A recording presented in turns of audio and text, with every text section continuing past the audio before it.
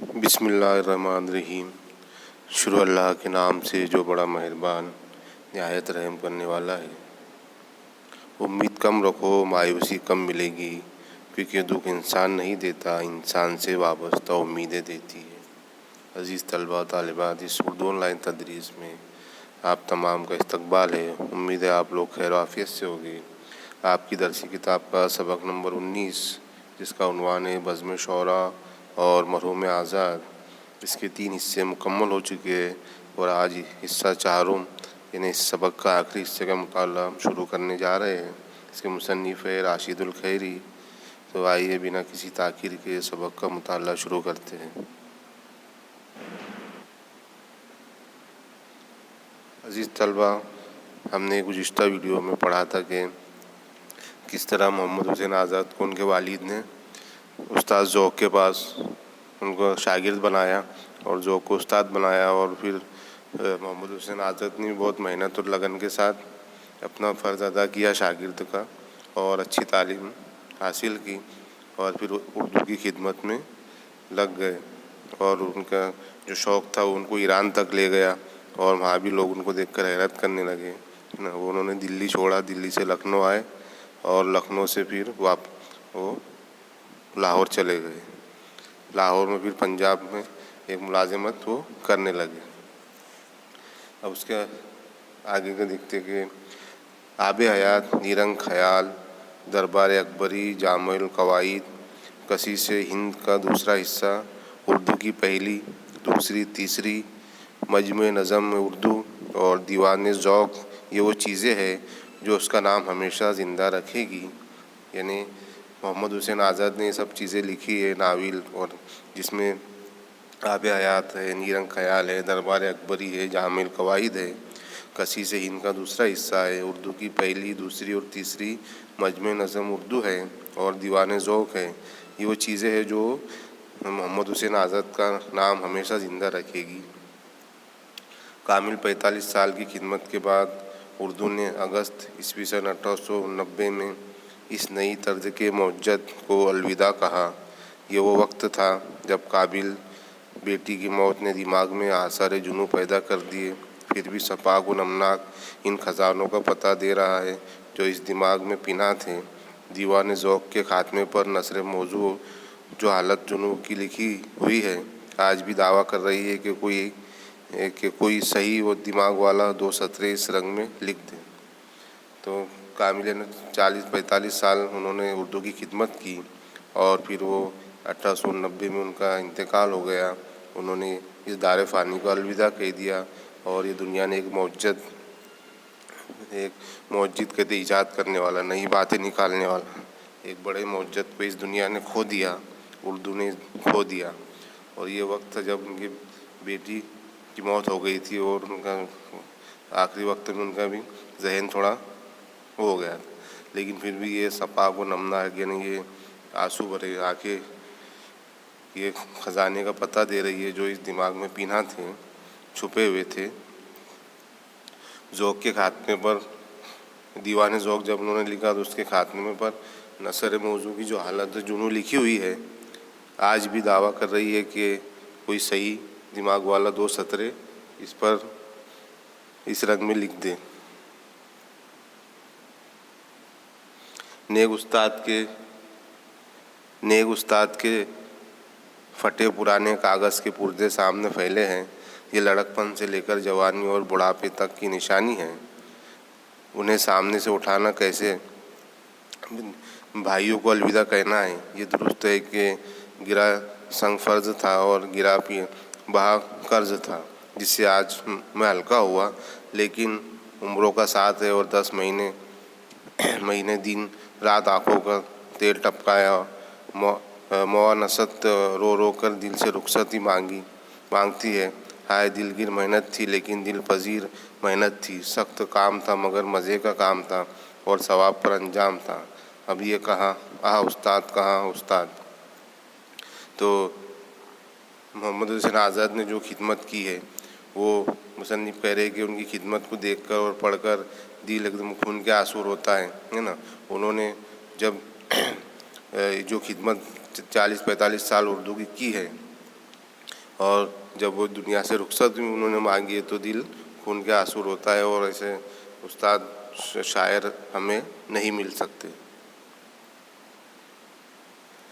نظم کی لڑیوں میں آزاد نے ایسے موتی پروئے ہیں کہ جواب نہیں رکھتے۔ طرز بیان سیدھا سادہ مگر ایسا کلیجے میں گڑے، لطف زباں ایسا کہ ہر لفظ پر بے ساختہ داد نکلے۔ خیالات کی بلندی، مضمون آفرینی، فصاحت، بلاغت کیا چیز ہے جو اس کے یہاں موجود نہیں۔ تو محمد حسین کی جو نظمیں تھی وہ بہت اتنی خوبصورت تھی کہ ایسے لگتا تھا کسی نے ایک تاگے کے اندر ایک موتی پروئے ہے ایک دم ترتیب سے، اور ان کی جو طرز بیانی تھی وہ سیدھا سادہ مگر ایسے کہ کلیجے گڑے، یعنی دل کو چھو جائے، اور لطف زبان ایسا کہ ہر لفظ بے ساختہ داد نکلے، یعنی نہ چاہتے ہوئے بھی وہ لوگ تعریف کرنے لگے۔ خیالات کی بلندی، مضمون آفرینی، فصاحت و بلاغت، ہر چیز ان کی نظموں میں پائی جاتی ہے۔ یہاں پر ایک نظم ان کی ملاحظہ فرمائے کہ چھائی غرض خدا کی خدائی میں رات ہے، اس وقت یا تو رات ہے یا حق کی ذات ہے۔ خلقت خدا کی سوتی ہے غافل پڑی ہوئی، اور رات سائیں سائیں ہے کرتی کھڑی ہوئی۔ سوتا گدا ہے خاک پہ اور شاہ تخت پر، ماہی ہے زیر آب تو طائر درخت پر۔ ہے بے خبر پڑا جو بچھونوں پہ گھر میں ہے، دامن دشت میں کوئی سوتا سفر میں ہے۔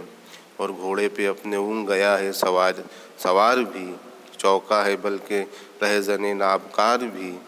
بچہ کہ ماں کی گود میں ہے بلکہ پیٹ میں، سب آ گئے ہیں نیند کی اس وقت لپیٹ میں۔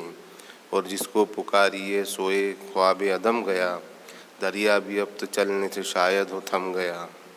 تو یہ کتنی سادہ اور آسان زبان میں انہوں نے نظم کہی ہے، اور ہماری قوم کو جو سوئی ہوئی قوم ہے اس کی مثال دی کہ ہمارے قوم جو اس طرح سوئی ہوئی ہے اور انہیں کہیں بھی فکر نہیں ہے، یہ بچھونوں پر اس طرح مست ہے اور ایسے سوئے ہوئے ہے، کوئی بچھونے پہ سویا ہے، کوئی جنگل میں دست میں سویا ہے، تو کوئی اپنے ماں سے لپٹ کر بچے سوئے ہیں، اور سب نیند کی دھن میں سب سوئے ہوئے، کوئی بھی بیدار نہیں ہو رہا ہے۔ جس کو پکارو سوئے خواب عدم گیا، اور دریا بھی اب تو چلنے سے شاید تھم گیا، یعنی ایک دریا جس طرح تھم جاتا ہے اس طرح ہماری قوم بھی تھم گئی ہے۔ اس نظم میں انہوں نے یہ بتانے کی کوشش کی ہے۔ داغ کی تقریر کا ختم ہونا تھا کہ وہ صورتیں آنکھ سے اوجھل ہونی شروع ہوئی، شمع جھلملا گئی، روشنی پھیکی پڑ گئی۔ اے متبرک صورتوں، کوئی دم تو اور ٹھہرو کہ آنکھیں تمہاری دیدار سے سیر ہو جائے۔ کس سے کہو دل پر کیا گزر رہی ہے، دل رو رہا ہے، آنکھیں ڈھونڈ رہی ہے، مگر اب تمہاری صورتیں ایک دھندلی سی تصویر دکھائی دے رہی ہے۔ وہ بھی نہ رہے، مزاق صحیح اور عقل سلیم دونوں شاہد ہے۔ نقادان سکن کی نگاہ دیکھ رہی ہے کہ بد نصیب اردو کے سر سے اس شخص کا سایہ اٹھا جو عمر عزیز کا بڑا اور زندگی جیسی نعمت کی کل کائنات لطیف زبان کی نظر کر گیا۔ فراق آزاد امید یقینی اور فیصلہ قطعی تھا، مگر یہ ہے وہ موت جس پر سینکڑوں زندگیاں نثار۔